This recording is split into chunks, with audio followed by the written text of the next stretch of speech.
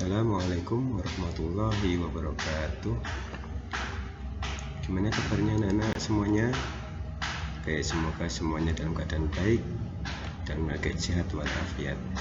Baik, untuk pada pagi hari ini marilah kita membaca basmalah bersama-sama. Bismillahirrahmanirrahim. Semoga dengan baca basmalah kita bisa meniadakan kita dalam menuntut ilmu dengan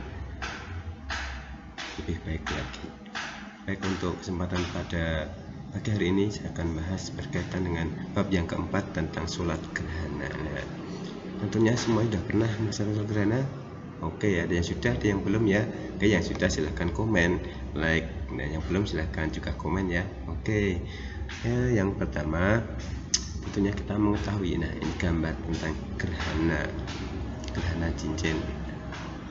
Ada yang harus kita tahu tentang fenomena kejadian alam ini, bahwasanya semuanya ini adalah milik Allah Subhanahu wa Ta'ala. Semua yang mengatur adalah Allah. Baik, sebelum saya akan melakukan sebuah pertanyaan, apa yang kalian pikirkan coba tentang gambar ini ya. Yang pertama, coba kalian cek, coba kalian lihat gambar apa ini. Oke, betul sekali. Yang kedua, gambar apa ini?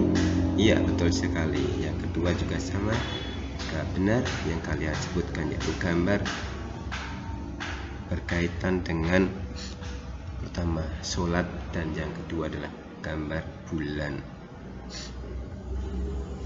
Anak-anak yang bahagia, baik, nanti silakan kalian pelajari video ini, pelajari dengan baik. Nanti silakan apa yang belum kalian pahami bisa ditanyakan. Baik ya. Oke.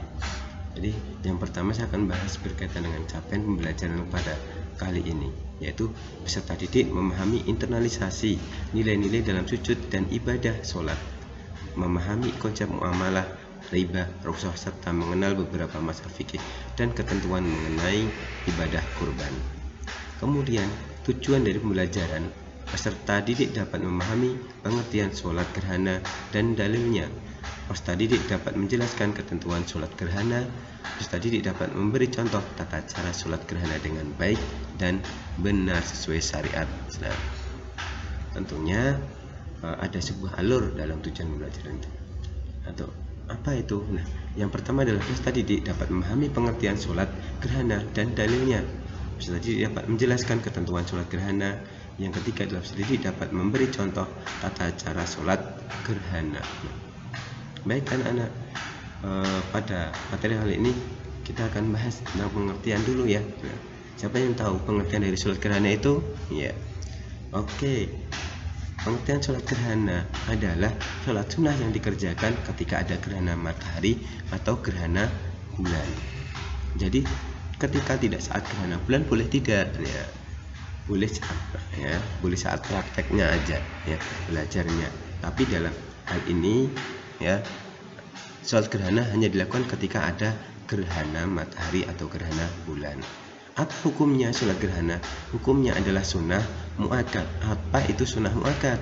Sunnah muakkad artinya sunnah yang sangat dianjurkan. Jadi kalau ada gerhana, mari kita dirikan sholat gerhana bersama-sama, yaitu secara berjamaah.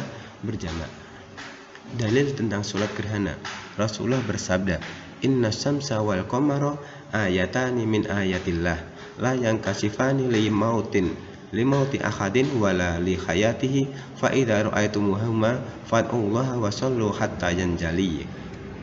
Artinya, sesungguhnya matahari dan bulan adalah sebuah tanda dari tanda-tanda Allah, tanda-tanda kebesaran Allah. Keduanya tidak menjadi gerhana disebabkan kematian seorang atau kelahirannya. Bila kalian mendapati gerhana, maka lakukanlah sholat dan berdoalah hingga selesai fenomena itu. Hadis riwayat Bukhari, Muslim, dan Ahmad.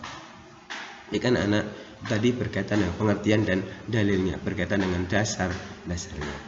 Selanjutnya, ketentuan sholat gerhana. Nah, ketentuan sholat gerhana yang pertama adalah waktu sholatnya. Waktu sholat gerhana itu saat berlangsungnya gerhana. Yang kedua adalah sholat gerhana dikerjakan secara berjamaah ya. bersama-sama. Yang ketiga dilakukan sebanyak 2 rakaat. Setiap rakaat 2 rakaat, 2 kali rukuk dan 2 kali sujud.